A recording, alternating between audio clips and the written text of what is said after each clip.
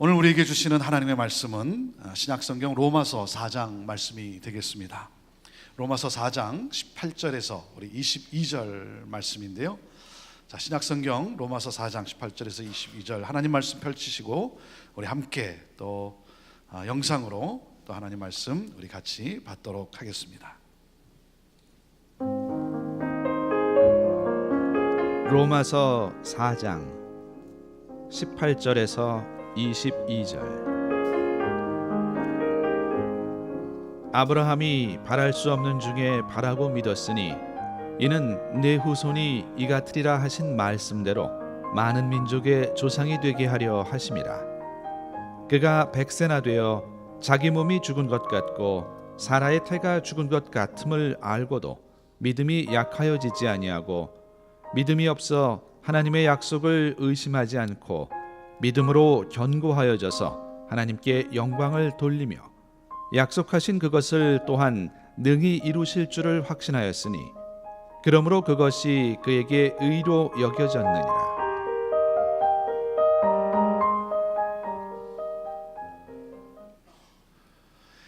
오늘 우리에게 말씀을 전해주실 우리 귀한 목사님이 오셨습니다. 서울 한신교회를 섬기고 계시는 강윤규 목사님이십니다. 서울 한신교회 그리고 또 우리 강 목사님 정말 한국의 또 여러 가지 또 사회에 참 귀한 선한 영향력을 주고 계십니다. 이번에 이렇게 저희 교회를 또 방문해서 말씀을 전해 주시게 되었습니다. 시차도 있지만 오늘 1부부터 오늘 이 3부까지 이렇게 말씀을 전해 주시는데요. 참 얼마나 또 이렇게 귀한 목사님 저희들 또 이렇게 만나게 돼서 또 얼마나 감사한지 모릅니다. 우리 목사님 반갑습니다. 사랑합니다. 축복합니다. 오늘 3부 이제 마지막 말씀을 전하시게 될 텐데요. 자, 여러분이 할 수 있는 온 힘을 다해서 우리 박수와 환성으로 환영하도록 하겠습니다.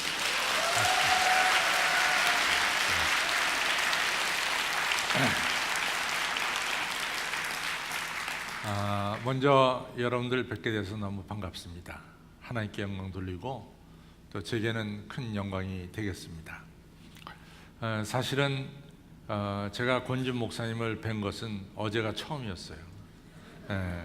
근데 이제 제 후배 목사님들이 계시는데 목익수 목사님 또 김상현 목사님 이런 분들이 저한테 제가 이제 선배니까 선배 목사님 시애틀 형제교회에서 심호하시는 권준 목사님을 선배 목사님 알고 지내시는 게 좋겠습니다. 이렇게 저한테 말씀하셨어요. 그래서 참 후배들이 이렇게 칭찬하니까 또 상당히 훌륭하신 목사님이구나 이런 생각을 제 마음속에 품었습니다. 그리고 이제 제 동생이 이제 그 샌디아고에서 한 15년 넘게 거기서 샌디아고 연합장로교회 목사님인데 제 동생도 저한테 이제 연락하기를 형님 그 시애틀 형제교회에 계신 권준 목사님 상당히 훌륭하신 목사님이라서 샌디아고 연합장로교회에서 집회하려고 초청을 했었는데 권 목사님 바쁘셔서 못 오셨습니다. 참 훌륭하신 분입니다. 이렇게 얘기를 하셨어요. 그래서 이제 제가 권 목사님하고 연락이 됐고 제가 이제 샌프란시스코에 있는 샌프란시스코 우리 장로교 신학교가 있습니다. 미국 장로교 신학교가 서부에는 샌프란시스코에 있는데 이제 제가 이사하기 때문에 이사회 때 와서 전화를 드렸더니 이번에 이같이 오늘 여러분들과 만날 수 있도록 우리 권 목사님 기회를 주셨습니다. 저도 이제 오랫동안 목회를 했기 때문에 사람을 추천돼야 되고 이런 경우가 많이 있어요.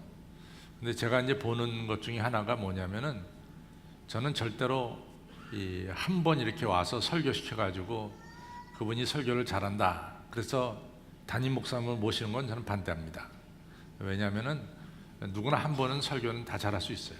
근데 주변 사람들로부터 이 칭찬 듣고 이같이 좋은 말씀을 듣는다는 것은 그게 중요한 것 같아요. 그래서 주변 사람들이 이 목사님을 참 좋으신 분으로 훌륭하신 분으로 이렇게 말씀하셔서 제가 만나뵈니까 정말 말씀 그대로 권 목사님 참 훌륭하신 분입니다.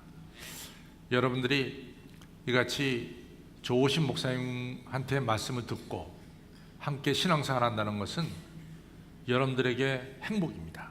그래서 제가 생각하기에는 여러분들이 행복한 크리스찬 같아요. 그래서 그걸 아시고 옆에 분들에게 인사를 나눕니다. 나는 행복한 크리스찬입니다. 시작.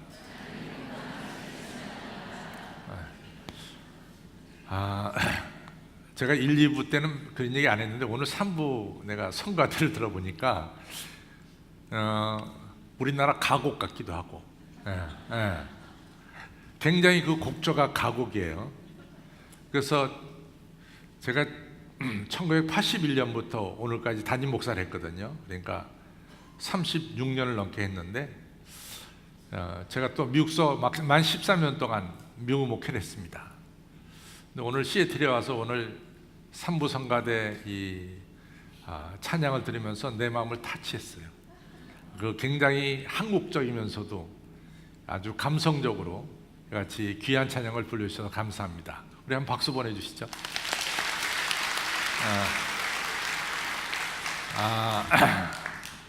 오늘 설교 제목이 아브라함의 믿음인데, 아브라함의 믿음을 생각하려면 조금 시간은 걸리지만은 이스라엘에 대해서 좀 생각을 해야 됩니다.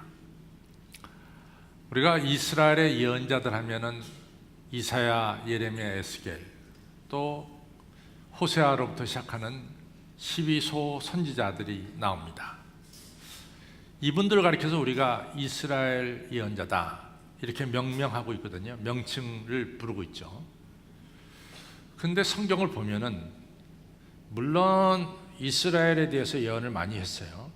그러나 이스라엘 밖에도 애굽에 대해서, 또 바벨론에 대해서, 아시라에 대해서, 또 에디오피아에 대해서, 모압에 대해서, 암몬에 대해서, 그 당시에 이스라엘 중심으로 해서 세계 여러 나라들에 대해서 다 예언자들이 예언을 하고 있습니다. 그러니까 이스라엘의 예언자는 이사야나 예레미야나 그 밖의 예언자들은 꼭 이스라엘만을 위한 예언자다 그렇게 말할 수 없어요. 왜냐하면 주변 여러 나라들을 다 예언했으니까. 그래서 이스라엘 예언자들은 세계 모든 인류를 향한 예언자다 이렇게 말해도 틀림이 없습니다. 그렇다면은 이 얘기는 동시에 뭘 얘기하냐면은 예언자들을 우리들에게 보내신 분이 하나님이세요. 따라서 하나님은 이스라엘만의 하나님이 아니라 온 인류의 하나님이다 이렇게 말할 수가 있습니다. 여러분들, 이 이스라엘이란 이 신앙 공동체가 언제 형성이 됐느냐 좀 궁금하지 않아요? 근데 이스라엘이라는 신앙 공동체는 이스라엘이 애굽에서 430년 동안 노예 생활했어요. 그렇죠? 노예 생활하면서 나옵니다. 나올 때 여러분과 저는 쉽게 생각하기를 야곱의 12아들의 자손들이 나와서 이스라엘이 된 것이다 이렇게 생각할 수가 있어요. 그러나 출애굽기 12장에 보면은 이스라엘 백성들이 나올 때 중다한 잡족이 같이 나왔다 그랬어요. 중다한 잡족. 야곱의 12아들 밖에도 중다한 잡족들이, 다른 민족들이 함께 섞여서 나왔다 이거죠. 그리고 이 사람들이 40년을 광야에서 지냅니다. 만나와 메추라기라고 하는 같은 음식을 먹게 되죠. 또 물을 마시게, 같은 바위에서 나오는 물을 마시게 되죠. 또 낮에는 구름기둥, 밤에는 불기둥으로 하나님의 인도함을 받게 됩니다. 이렇게 생활한 것이 40년을 생활했어요. 40년 공동생활을. 그러면서 출애굽기 19장서부터 보면은 이스라엘 백성들이 시내 광야에 도착했을 때 하나님 모세를 통해서 소위 우리가 알고 있는 율법을 주십니다. 율법은 뭐냐? 하나님의 백성이 어떻게 사는 것이 하나님의 백성답게 사는 것이냐, 이걸 하나님이 구체적으로 가르쳐 주십니다. 우리가 잘 알고 있는 십계명도 하나님의 백성이 하나님의 백성답게 사는 그 길을 가르쳐 준 게 바로 십계명입니다. 이처럼 이 40년 동안 교육도 받고 함께 밥도 먹고 함께 잠도 자고 함께 여행도 하면서 신앙 공동체, 이스라엘 신앙 공동체가 형성이 됩니다. 그런데 중요한 얘기는 출애굽기 19장 5절 6절에 보면은 무슨 말씀하냐면 하나님이 이스라엘 백성들 향해서 말씀하기를 온 세계가 다 내게 속했다. 다시 말해서 온 세계가 다 하나님의 것이다. 그 중에서 내가 너희들을 택했는데 너희들이 내 말을 잘 듣고 지켜 행하면 너희는 나의 소유가 될 것이고 하나님의 소유가 될 것이고 너희들은 거룩한 백성이 될 것이고 나아가서 너희들은 제사장 나라가 될 것이다. 이런 말씀을 해요. 근데 뭐 거룩한 백성 여러분들이 설명 안 해도 다 알아듣고 또 하나님의 소유도 여러분들이 다 설명 안 해도 나는 하나님의 것입니다. 이게 다 이해가 됩니다. 근데 제사장 나라라는 게 뭐냐? 제사장 나라는 오늘 같이 우리가 예배 드릴 때 예배가 하나님 앞에 상달되도록 여러 가지 순서가 있습니다. 이런 순서를 인도하시는 분이 목사님이죠. 또 하나님께로부터 복을 받아서 여러분들에게 복을 나누어 주는 이런 일도 바로 목사님이 하시는 거예요. 다시 말해서 제사장은 뭐냐? 하늘로부터 복을 받아서 복을 나누어 주는 복의 통로라 그 말이에요. 그럼 이스라엘은 뭐냐? 이스라엘은 하늘로부터 복을 받아서 문나라 세계 여러 나라들에게 복을 나누어 주는 이런 귀한 사명을 가진 백성이 바로 이스라엘 백성이다. 이렇게 말할 수 있습니다. 이 일을 이스라엘 백성들이 성공적으로 잘했느냐 잘못했느냐 그건 그 다음 문제예요. 먼저 이 이스라엘 백성들이 하나님께 부름받을 때는 그 목적이 분명했는데 그 목적은 하나님께로부터 복을 받아서 복을 온 인류에게 나누어주는 이런 귀한 사명을 받았습니다.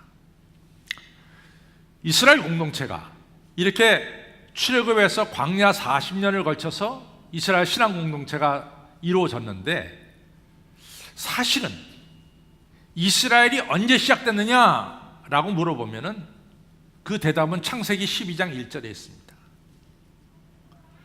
창세기가 전체가 50장인데 1장서부터 11장과 12장서부터 그 이유는 분명히 선이 갈라져요. 12장부터는 하나님이 아브라함을 불러서 죄악에 빠진 인류를 구원하시는 하나님의 구체적인 구원의 역사가 이제 시작이 됩니다. 그때 하나님께서 아브라함을 불렀어요. 그래서 아브라함은 이스라엘의 시작이다 이렇게 말할 수 있어요. 그래서 하나님께서 아브라함을 불러가고 하신 말씀이 창세기 12장 1절에 너는 너의 본토, 친척, 아버지 집을 떠나 내가 네게 지시할 땅으로 가라. 그러면은 내가 너로 큰 민족을 이루게 하고 그리고 내 이름을 창대케 하고 만민이 너를 통해서 복을 받으리라 그랬어요. 그러니까 아브라함이 부름받은 것도 분명한 것은 뭐냐면 아브라함을 통해서 만민이 복을 받는 거예요. 이스라엘이 부름받은 것도 이스라엘 통해서 온 인류가 하늘의 복을 받게끔 복의 통로로 이스라엘 불렀습니다. 그렇다면 오늘 여러분과 저는 어떻게 되느냐? 이 굉장히 중요하죠. 오늘 그렇다면 여러분과 저는 어떻게 되느냐? 우리는 이스라엘 사람이 아니거든요. 그럼 오늘 나는 뭐냐? 이것이 중요해요. 저는 성경을 읽으면서 우리가 외워야 될 것이 몇 가지가 있다고 생각합니다. 전 그 중에 하나가 갈라디아서 3장 28절 29절은 우리 성도들이 좀 외워야 된다 이렇게 생각합니다. 갈라디아 3장 28절은 뭐냐? 저는 갈라디아 3장 28절을 부르기를 성경에 나오는 인권 대헌장 카르타다 이렇게 말합니다. 인권 대헌장이다 이렇게 부릅니다. 왜 그러냐? 갈라디아 3장 28절에 보면은 이런 말씀이 나와요. 유대인이나 헬라인이나 남자나 여자나 종이나 자유자나 모든 사람들이 그리스도 안에서 하나다, 똑같다, 이런 얘기를 해요. 근데 이건 대단한 말씀입니다. 이건 대단한 말씀이에요.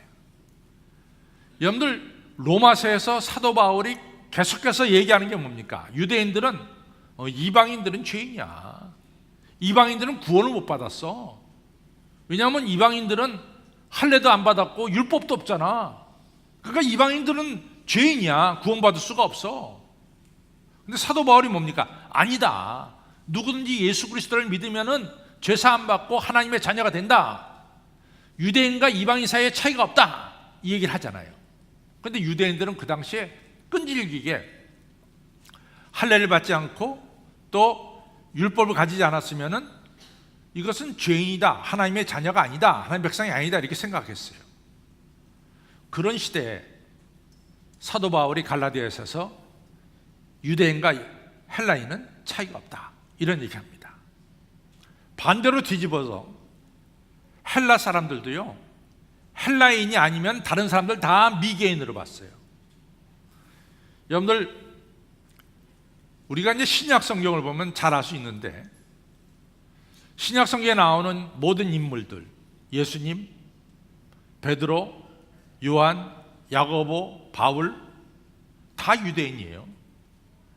그러면 유대인들이 유대인들의 여러 가지 이야기들을 신약 성경에 담았는데, 당연히 유대인의 말인 히브리어로 신약 성경에 쓰여졌어야죠. 근데 신약 성경은 히브리어로 쓰여지지 않았어요. 어느 나라 말로 쓰여졌냐면 헬라 말로 쓰여졌다.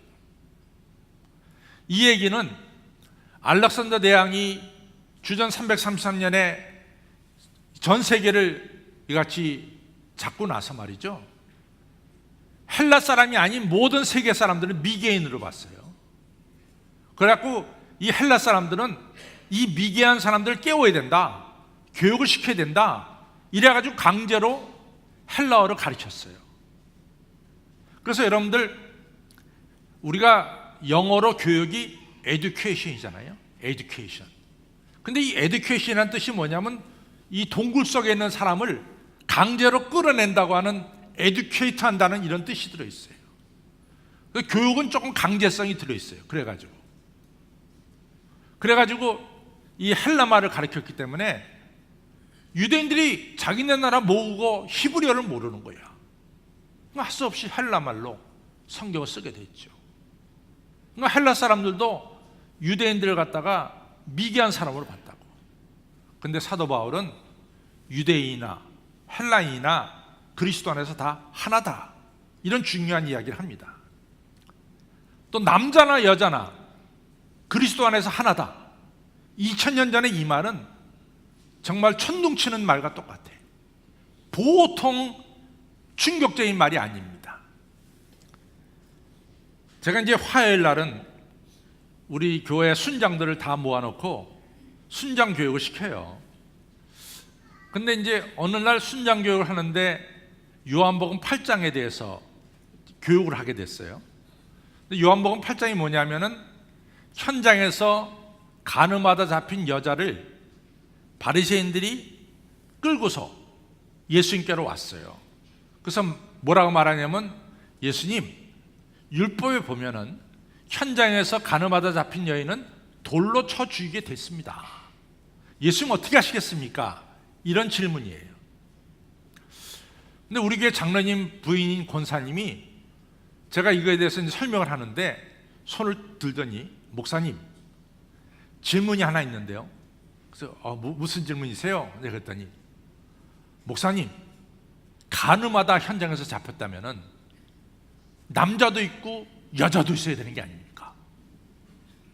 근데 왜 여자만 끌고 와요? 남자는 어디 갔고? 말이 돼요, 말이 안 돼요? 말이 됩니까, 안 됩니까? 그러니까 그분은 항상 평생 교회를 다니면서 그게 의문인 거야. 간음하다 걸렸으면 남자도 있고 여자도 있어야 되는데 왜 여자만 끌고 왔냐 이거지. 남자는 어디 갔냐 이거지. 그걸 저한테 이제 물어보는 거예요. 그 뭐 순장들이 한 150명 되거든요. 150명. 저한테 이제 공개적으로 물었어요. 그래서 제가 성경을 남자가 썼기 때문에 남자 빼버렸다고. 성경을 남자가 썼어요. 그 남자 빼버렸어요. 여러분들, 성경에는 사실은 여성이 굉장히 많이 제대로 취급을 못 받아요. 오병이어로 5,000명 먹었잖아요. 5,000명 누구요? 나 남자야. 여자는 안 먹었나? 왜 여자는 빼놓고 숫자를 세? 그만큼 그 당시에는 남성을 우선시하고 여성을 조금 제외시켰어요. 그런 시대에 사도 바울이 남자와 여자는 예수 그리스도 안에서 하나다. 이건 대단한 말이에요. 그 다음에 종이나 자유자나 그리스도 안에서 하나다. 이것도 굉장한 말입니다. 2000년 전에 종은 뭐라고 부르느냐? 말하는 농기구에 불과하다. 말하는 농기구. 여러분들 정원 가꾸잖아요. 정원 가꿀 때 삽을 씁니다. 여러분들이 삽을 쓰다 삽이 부러졌다고 치잔 말이지. 삽 부러졌다고 여러분들 뭐 고발당하는 일도 없어요. 여러분들 돈 주고 하나 다른 삽 사면 돼. 옛날에 똑같았어요. 주인이 노예를 부리다가 노예가 죽었다. 살인죄가 안 돼요. 죽여도 돼. 그것이 그 당시에 종과 자유자의 엄격한 차이입니다. 그런데 사도 바울이 어마어마한 이야기를 하는 거야. 유대인이나 헬라인이나 남자나 여자나 종이나 자유자나 다 그리스도 안에서 뭐다? 하나다. 이런 대단한 말을 했어요. 그 말씀도 중요하지만은 그 다음 말씀, 갈라디아서 3장 29절 말씀. 여러분들이 예수 그리스도를 믿어 구원을 받았습니까? 그러면 여러분들은 아브라함의 후손이요 아브라함의 유업을 이을 자니라. 이렇게 얘기했어요. 오늘 산부 예배에 나오신 여러분들 예수님 믿어서 여러분들이 구원받았다는 것을 확신합니까? 확신하지 않는 것 같은데 아멘 소리가 너무 작아. 여러분들이 예수님 믿어서 여러분들이 구원받은 것을 확신합니까? 네. 우리는 예수님 믿어서 구원받아 하나님의 아들, 딸이 됐어요. 그러면 뭐냐? 아브라함의 후손이요 아브라함의 유업을 이을 자니라 그랬어요. 그러면 아브라함이 어떤 일을 하기 위해서 부르심을 받았다 그랬어요? 하늘의 복을 받아서 만민에게 하늘의 복을 나누어주는 복의 통로로 부름을 받았다고 말씀했습니다. 여러분과 저도 똑같아요. 여러분과 저 크리스찬은 뭐냐? 하늘의 복을 받아서 여기 있는 분들 모두가 다 이 시간 하늘의 복을 받아서 이 복을 우리 주변에 있는 사람들에게 나눠주기 위해서 여러분과 저가 크리스찬이 됐고 아브라함의 후손이 됐고 아브라함의 유업을 이을 자가 됐다는 사실을 믿으시기 바랍니다.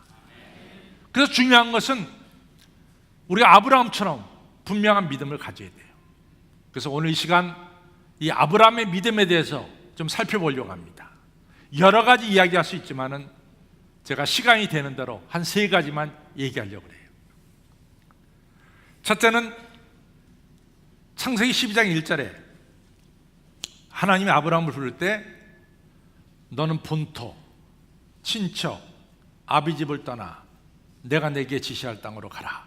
이 1절 말씀이에요. 이게 쉬운 얘기 같죠? 이것처럼 어려운 얘기 없어요. 그래서 본토라고 하는 건 뭐냐? 지연을 가르쳐, 지연. 친척이라는 건 뭐냐? 혈연을 가르쳐요. 아비집이라는 건 뭐냐? 내가 아버지께로 받을 유산을 가르칩니다. 아버지 재산을 가르치는 거예요. 본토를 떠났다. 자기 고향을 떠났다. 2000년 전에 이 일은 엄청난 일입니다. 여러분과 저는, 여러분들은 다 고향을 떠났어요. 시애틀에 와 사니까. 저도 한 20년 동안 고향을 떠나 살았어요. 그래서 1993년도에 제가 한국으로 되돌아갔습니다. 다 우리는 나그네라고 하는 이런 생활을 하고 있어요. 근데 2000년 전에 나그네는 이게 쉬운 얘기가 아니에요. 여러분들 창세기 27장에 보면은 이삭이 나이가 많이 들어서 눈이 잘 안 보이잖아요. 그때 이제 이삭이 세상 떠나기 전에 큰아들 에서에게 축복하려고 에서를 불렀어요. 그때 에서가 이제 아버지 좋아하는 음식을 만들려고 나갔다가 이제 사냥해가지고 음식을 만드는 그 사이에 누가 들어와서 축복받았냐면 야곱이 들어와서 축복받았다고요. 그렇죠? 그래서 야곱이 아버지에게 제가 에서입니다 이래가지고 형 에서가 받아야 될 축복을 동생 야곱이 가로챘어요. 형 에서가 나중에 들어와서 아버지 큰아들 에서 왔습니다 했더니 아버지가 야 내가 다 너한테 축복하지 않냐 했더니 아닙니다 저 지금 왔는데요. 아니 내가 너 축복했다? 이렇게 이제 아버지하고 아들하고 얘기가 왔다 갔다 하는 그 사이에 에서가 깨달았어요.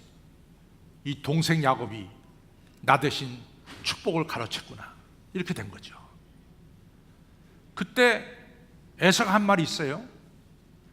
우리 아버지가 얼마 살지 못하고 돌아가실 것 같으니까 아버지 돌아가신다 하면은 내가 내 동생 야곱을 죽인다. 이렇게 된 거예요. 그 얘기를 누가 들습니까? 엄마 리브가가 들어. 그럼 엄마가 리브가가 야곱을 부릅니다. 야 야곱아 너 생각해봐라. 니네 아버지 돌아가시는 날 내가 장례식 치러야 되지 않냐? 근데 너마저 죽으면 내가 어떻게 한날에 아버지 남편 장례 아들 장례 같이 치를 수 있냐? 너는 가야 된다. 그래서 야곱을 자기 친정에 있는 하란으로 보냅니다. 근데 요거는 굉장히 간단한 얘기예요. 근데 그 사실 그 내막을 들어가 보면은 어떻게 됐냐면 그 부엘세바라고 하는 고향 사람들이요 보통 화가 난 게 아니야. 야 우리 마을에 정말 못된 놈이 있구나.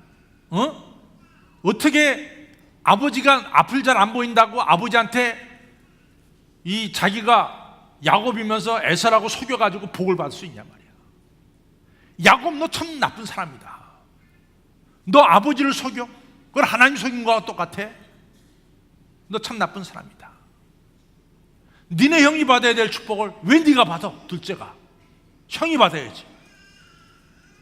이러면서 동네 사람들이 이런 야곱은 우리 동네 부에세바에서는 살 수가 없어. 저런 인간이 살면 우리 동네가 더러워져. 그래서 야곱을 아주 축출한 거죠. 축출. 내보낸 거죠. 그 옛날에는요 제일 큰 형벌이 사형이고 두 번째 큰 형벌이 고향에서 내쫓는 거예요. 그 야곱이 고향에서 내쫓긴 거예요. 고향에서 내쫓겼다는 것은 지금처럼 뭐 인구가 많이 살지도 않았잖아요. 그 당시에는. 그 당시에 뭐 세계 인구가 1억이 됐을까? 1억도 아닐지 모릅니다. 그러면 웬만한 것은 다 광야야. 그러니까 고향을 떠나가면은 사나운 짐승에 물려 죽을 수가 있어요. 그렇게 죽는 걸 가리켜서 뭐라고 말합니까? 객사라고 하죠. 객사. 그러니까 친척과 이 본토를 떠나면 누구도 그 생명을 보장할 수가 없습니다. 그러니까 야곱은 이 고향을 떠나게 된 거예요. 이게 큰 형벌입니다. 본토를 떠나라, 고향을 떠나라, 객사할지도 몰라요. 친척을 떠나라, 혈연관계가 얼마나 중요해요. 제가 자라날 때만 하더라도 제 아버님이 학교 선생님이었거든요. 그럼 우리 동네에서 저를 부를 때는 제 이름 강용규를 부른 적이 없어요. 강기석 선생님의 둘째 아들이다 이렇게 불렀어요. 그럼 동네 사람이 다 알아. 전주. 지금이야 뭐 우리 이름 밝히지만 옛날에는 다 어느 집안의 누구의 아들이다 이러면 다 통하는 거였어요. 그만큼 혈연관계가 중요했다고. 근데 하나님은 혈연관계를 떠나라.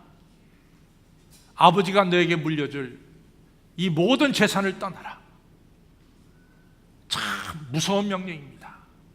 네가 이 땅에 살면서 아버지나 친척들로부터 받을 수 있는 보호와 모든 물질적인 혜택과 이런 것들을 다 포기하라 그 말이에요. 그것이 하나님이 아브라함에게 주신 명령이에요. 인간의 보호 영역을 완전히 떠나서 내가 네게 지시할 땅, 하나님이 보호하는 보호 영역으로 너 자신을 옮겨라, 이런 얘기입니다. 이게 쉽지 않은 얘기였어요. 아브라함이 이 말씀에 순종합니까? 순종 안 합니까? 왜 대답들이 없어요? 순종합니까? 순종 안 합니까? 순종했어요.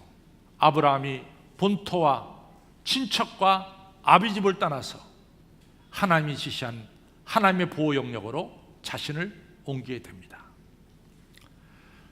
근데 이처럼 우리가 세상적인 보호 영역에서 떠나서 하나님께로 옮긴다고 하는 것이 우리 믿음에 있어서 굉장히 중요한 거예요. 굉장히 중요한 겁니다. 저는 성경을 얘기할 때 성경은 1장 1절이 중요하다고 생각합니다. 성경 모든 책에 1장 1절이 중요해요. 그래서 구약 성경 39권, 신약 성경 27권에서 66권이잖아요. 그래서 우리가 이렇게 성경이 돼 있어요. 그럼 66권 성경을 제일 먼저 피면은 뭐가 나옵니까? 창세기 1장 1절이 나오죠. 창세기 1장 1절이 뭡니까? 태초에 하나님이 천지를 창조하시니라. 이 핵심이야. 우리가 믿는 하나님이 누구냐고 말이야. 여러분이나 저가 믿는 하나님의 정의를 내라 말해요. 하나님 누굽니까? 내가 믿는 야훼 하나님은 천지를 창조하신 창조주 하나님을 내가 믿습니다. 이것이 우리의 얼마나 신앙의 핵심이에요. 굉장히 중요한 내용이죠. 제가 보기에는 시편도요, 한 2,000편, 3,000편도 넘었을 것 같아요. 옛날에. 왜냐하면 예배 때 쓰는 게 시편이니까. 근데 랍비들이, 선생님들이 시편을 뭐 2, 3,000편 되는 가운데서 추리고 또 추려서 150편을 만들었어. 150편을. 그래서 오늘 예배당에다가 150편을 다 붙였어요. 그래서 이제 랍비들이 보면서 도대체 어느 시편을 제1편에 갖다 둘 건가? 연구를 했을 것 같아요. 도대체 뭐를 갖다가 제1편에 갖다 둘 건가? 왜냐하면 성경은 1장 1절이 중요하기 때문에 그래요. 그래서 랍비들이 연구한 끝에 시편 1편으로 정한 게 뭡니까? 복 있는 사람은 악인의 꾀를 쫓지 않고 죄인의 길에 오만한 자의 자리에 앉지 아니하고 오직 여호와의 율법을 주야로 묵상하는 자다. 이는 시냇가의 신무나무처럼 시절을 쫓아 과실을 맺는 거예요. 사실은 이것의 시작은 우리는 복 있는 사람으로 시작하지만 본래는 행복한 사람은 악인의 꾀를 쫓지 않고 죄인의 길에 서지 않고 오만한 자의 자리에 앉지 아니하고 오직 여호와의 율법을 주야로 묵상. 이 말씀이 뭡니까? 철저하게 뭡니까? 떠날 때는 떠나서 누구한테로 왔다? 하나님께로 왔다 이거지. 이것이 우리의 믿음의 출발이에요. 저는 많은 분들이 저한테 와서 질문해요. 목사님, 제가 교회 다닌 지 30년이 넘었는데 왜 아무개는 기적이 일어나는데 저는 기적이 안 일어납니까? 이유가 있어요. 정말로 여러분 자신을 하나님께 내어 맡겼냐 그 말이야. 우리는 이리 왔다 저리 갔다 한 적이 없냐 이거지. 내 마음이 나눠져 가지고 한쪽은 세상에 한쪽은 하나님 안에 양다리 걸친 적은 없었냐 이거지. 성경 얼마나 많이 나옵니까? 좌로나 우로나 치우치지 말라 말이지. 이스라엘 전체의 왕이 몇 명이 나오냐면 41명이 나와요. 그 41명의 왕 중에서 가장 훌륭한 왕이 누구냐? 두말할 것도 없이 다윗이 훌륭합니다. 목사님 왜 다윗이 훌륭합니까? 다윗은요 12지파로 나눠져 있는 이스라엘을 통일 이스라엘 만든 왕이 다윗이에요. 다윗이 훌륭한 점은 12지파가 제각기 나눠져 있던 걸 갖다가 다윗이 통일 이스라엘을 만들었어요. 물론 다윗의 시작은 유다 지파에서 왕이 됐습니다. 그러나 시간이 흐르면서 12지파를 다 품어서 통일 이스라엘의 왕이 됐어요. 그래서 수도를 헤브론에서 예루살렘으로 옮기게 되죠. 대단한 일을 하게 됩니다. 다윗이 40년 동안 통치하고 주전 961년에 솔로몬이 그 바톤을 이어받았어요. 솔로몬도 40년을 통치합니다. 그래서 922년까지 통치를 했어요. 근데 불행하게도 솔로몬이 죽으면서 우리나라처럼 북한하고 남한으로 갈라졌다고, 북이스라엘과 남유다로 갈라졌다고. 그래서 저는 솔로몬은 성공한 왕이라고 생각하지 않습니다. 솔로몬이 죽고 나서 나라가 두 쪽 났어요. 그래서 북이스라엘은 922년부터 시작해서 722년에 북이스라엘이 끝이 납니다. 그때 북이스라엘의 마지막 왕의 이름이 뭐냐면은 호세아라는 분이 왕이에요. 호세아. 근데 이 호세아는 예언자 호세아하고 동명이인이죠. 이 호세아는 백성이 시켜서 왕이 된 사람이 아니에요. 아시리아 왕이 와가지고, 이 호세아 왕 전이 베가거든. 베가를 없애버리고 호세아를 왕으로 세웠어요. 그래서 호세아 왕이 된 것은 아시리아 왕에 의해서 왕이 됐다고 해서 봉신왕이라고 불러요. 그럼 호세아는 자기를 왕을 시켜준 아시리아한테 조공을 갖다 갔어요. 조공. 근데 호세아가 어떤 마음을 먹었는지 이 아시리아에다가 조공을 바치다가 때로는 애굽에 갖다 조공을 바쳐. 왔다 갔다 해. 왔다 갔다. 간에 붙었다, 쓸개에 붙었다, 왔다 갔다. 그 당시에 걸출한 예언자가 누구냐? 아모스, 호세아, 이런 걸출한 예언자들입니다. 이런 예언자들이 말하기를, 왕이여, 강대국을 의지하지 마시고 하나님 한 분만을 의지하십시오. 하나님 한 분만을. 그러면서 열심히 하나님 말씀을 대언했는데 호세아가 안 들어. 아시라에게 붙었다가 애굽에 붙었다가 왔다 갔다 하다가 그냥 아시리아 군대가 들어와서 호세아 죽이고 북이스라엘은 그 길로 끝이 났습니다. 여러분들 150년 뒤에 남쪽 유다도 똑같아. 주전 587년에 바벨론 왕 느부갓네살이 그 10년 전에 이미 예루살렘을 점령했어요. 그리고 마지막 여호와긴이라는 왕을 바벨론 포로로 끌고 가면서, 그때 같이 끌려간 사람이 에스겔이라는 예언자가 같이 끌려갑니다. 끌고 가면서 시드기야라는 왕을 세웠어요. 그 시드기야도 백성이 뽑아서 왕이 된 게 아니지. 바벨론 왕 느부갓네살이 시드기야를 왕으로 세웠죠. 근데 시드기야가 자기를 왕을 세운 바벨론한테 조공을 바치다가 또 시드기야도 똑같이 얼마 지나지 않아서 애굽에다가 조공을 바칩니다. 왔다 갔다 하는 거죠. 그 당시에 걸출한 예언자가 누구냐? 예레미야, 하박국, 이런 분이 걸출한 예언자예요. 이분들이 한결같은 얘기합니다. 왕이여, 하나님만을 의지하십시오. 강대국 의지하지 말고 하나님만을 의지하십시오. 그 말했다고 예레미야를 웅덩이에다 집어넣었어요. 왕이 끝까지 이리 갔다 저리 갔다 하다가 주전 587년에 느부갓네살이 어마어마한 군대를 끌고 예루살렘을 쳐들어와서 그때 예루살렘 성전이 무너지고 그때 법궤가 사라지고 그때 이스라엘이 망하는 거죠. 그래가지고 느부갓네살이 얼마나 화가 났던지 느부갓네살이 하맛이라는 곳에서 시드기야를 불렀어요. 시드기야 보는 앞에서 시드기야 아들들 모조리 죽였습니다. 그리고 붉게 달군 인두 있잖아요. 인두를 갖다가 붉게 달가지고 시드기야 눈에다 갖다 치졌어요. 시드기야가 붉게 단 인두 때문에 두 눈이 없어졌습니다. 벌거벗긴 채로 바벨론 포로로 끌려갔어요. 양다리 걸치다 그렇게 된 거라고. 양다리 걸치다가. 여러분, 신앙은 양다리 걸치는 게 아니에요.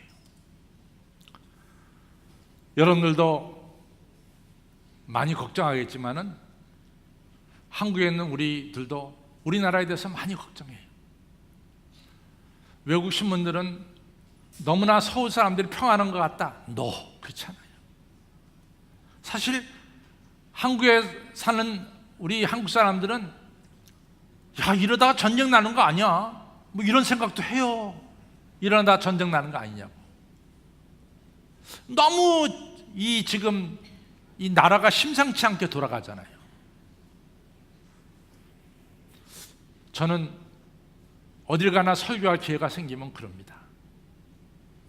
이때 우리가 하나님만을 바라보고 기도해야 됩니다.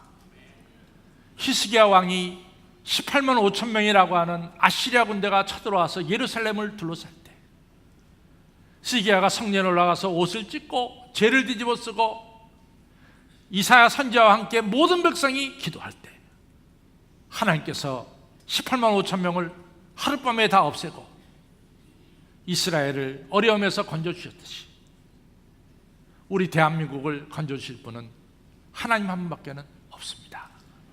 하나님께 기도해야 됩니다. 제가 그 얘기 늘 하죠. 여러분, 정말로 중요합니다. 1953년도 전쟁이 끝나고 나서 우리나라가 세계 꼴찌예요. 꼴찌에서 두 번째야. 이런 못 사는 우리나라가 오늘날 이렇게 됐어요. 하나님이 보호하사 이렇게 된 거야. 여러분들 시애틀에 있을지라도 다니엘처럼 저 한국을 향해서 서쪽을 향해서 바라보고 기도할 때마다 여러분들 하나님이 우리나라를 보호하사 대한민국 평화 통일되도록 여러분들 늘상 기도해 주시기를 바랍니다. 아브라함의 믿음의 첫 번째 특징은 하나님께로 자리를 옮긴 거예요. 철저하게. 시간이 상당히 많이 가서 빨리 끝내야 됩니다. 두 번째로 중요한 것은 오늘 성경 말씀이야. 아브라함이 나이 100세가 돼서 자기 몸에 죽은 것 같음을 알고도 사라의 태가 죽은 것 같음을 알고도 믿음이 약해지지 아니하고 믿음이 없어 하나님의 약속을 의심치 않고 오히려 믿음이 견고해져서 강건해져서 하나님께 영광을 돌리고 하나님께서 약속하신 것 능히 이루실 줄을 믿었더라. 그거예요. 아브라함의 믿음은 하나님의 철저한 약속을 믿는 거예요. 제가 설교를 시작하면서 크리스찬인 여러분과 저는 어떤 사람이냐? 하늘의 복을 받아서 많은 사람들이 나눠주는 뭐라 그랬어요? 복의 통로. 이것이 이루어지고 있고 이루어질 것을 믿습니까? 그게 믿음이야. 하나님은 나를 들어서 우리 시집을 축복하시고 하나님 나를 들어서 우리 친정을 축복하시고 하나님 나를 들어서 우리 사촌을 축복하시고 하나님 나를 들어서 우리 교회를 축복하시고 하나님 나를 들어서 이 시애틀에 있는 우리 믿음의 형제들 밖에 모든 사람들을 축복하시는 것을 믿으시기를 바랍니다. 아브라함 그것을 믿었어요. 세 번째로 아브라함 믿음의 특징은 순종에 있어요. 창세기 22장에 하나님께서 아브라함에게 100세에 난 아들 이삭을 모리아산에 갖다 바치라 그랬어요. 이게 보통 어려운 명령이 아니에요. 이삭은 누가 준 선물이야? 하나님이 준 선물입니다. 저도 제 자녀들에게 어떨 때는 천불을 줄 때가 있어. 너 이거 써라, 천불. 걔가 내 말 안 들어도 난 천불 안 뺏어. 줬으니까. 그렇잖아. 아버지가 딸한테 줬는데 그걸 왜 뺏어? 그래서 끝이지. 근데 하나님이 아브라함에게 이삭을 줬으면 그걸 끝이다는데 왜 뺐냔 말이야. 이해가 안 돼요. 창세기 1장 1장서부터 요한계시록 22장까지 아주 분명하게 흐르는 성경의 맥이 뭡니까? 하나님이 여러분과 저의 생명을 사랑하신다는 거야. 뭐 얘기하면 참 많지만 하나님이 우리의 생명을 사랑하신다는 거야. 하나님이 가장 싫어하는 건 뭐냐? 생명을, 인간 생명을 제물로 바치는 걸 싫어하세요. 인신제사를 싫어하시는 거예요. 근데 어째서 하나님은 이삭을 이신제사 드리라고 했냐 말이에요. 이 하나님의 기본적인 거하고 틀려. 이해가 안 돼요. 또 하나님이 이삭을 주면서 뭐라 했어요? 이삭을 통해서 바닷가의 모래알처럼 하늘의 별처럼 네 자손이 많아지라 그랬어요. 이삭은 뭡니까? 종자씨야, 종자씨. 근데 종자씨 데려가면 어떡한다냐 말이에요. 인간의 생각으로는 하나님의 명령에는 틀림없이 모순이 있고 하나님의 명령은 쉽게 받아들일 수가 없어요. 그러나 아브라함은 하나님의 명령이기에 자기 머리로 자기 이성으로 이해가 안 된다 할지라도 하나님의 명령이기에 순종하는 이 귀한 역사가 창세기 22장에 나옵니다. 내가 이제 알았다. 네가 네 아들 독자를 아끼지 않고 나에게 바치는 것을 보니까 네가 나를 사랑하는 줄 내가 이제 알았다. 유명한 얘기를 하잖아요. 믿음은, 아브라함 믿음은 세 가지입니다. 철저하게 하나님께로 나를 옮기는 거예요. 그렇죠? 두 번째로 성경에 있는 하나님의 약속을 확실히 믿는 거예요. 세 번째 뭡니까? 여러분들의 이성으로는 때로는 이해가 안 될 때가 있어요. 성경 말씀이나 교회에서 행하는 일이. 그래도 뭐요? 순종하는 거예요. 이 세 가지 믿음을 가지고 아브라함처럼 여러분들이 만민에게 복을 나누어주는 우리 형제교회 성도님들이 되시기를 주님의 이름으로 축원합니다. 기도하겠습니다. 아버지 하나님 감사합니다. 오늘 같이 삼부 예배를 통해서 함께 은혜 받게 되니 감사합니다. 아브라함 믿음처럼 전적으로 우리 자신 하나님께 내어 맡기는 결단이 이 시간 있게 역사하여 주시고 내게 들려진 하나님 말씀 틀림없이 이루어져서 내가 복의 통로가 되는다는 확신을 가지고 나아갈 수 있도록 믿음 허락하여 주시고 주여 내게 주신 하나님의 명령에 순종하는 귀한 믿음도 허락하여 주셔서 우리의 삶의 기적이 일어나고 하늘의 축복받아 복을 나누어주는 복의 통로가 되도록 성령님 이 시간 축복하여 주시옵소서. 예수님 이름으로 감사하며 간절히 기도 올렸사옵나이다. 아멘.